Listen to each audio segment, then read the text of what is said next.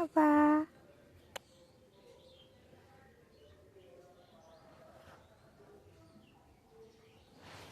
High সবাই, আবার দেখা হয়ে গেল আমার সেই বিড়ালটা, যেটা মোস্ট ভাইরাল ভিডিও আমার। মাঝেও খুব অসুস্থ হয়ে গিয়েছিল, পরে কিছু ট্রিটমেন্ট দিয়ে ওকে ঠিক করা হয়েছে। এখন আল্লাহর রহমতে শরীরটা খুবই ভালো। আর মাঝখানে খুব শুকনা হয়ে গিয়েছিল, তা আল্লাহ দিলে এখন খুব ভালো হয়েছে এবং খুবই সুন্দর হয়েছে, আগে থেকে আর বড় হয়েছে।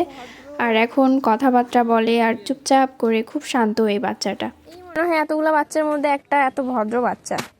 এর কোনো সিলি নাই তো, কিন্তু খাবার যদি খিদে লাগছে মুখ মেলাইলে আর মুখ থামবে না, তখন মনে করে যে চলবে।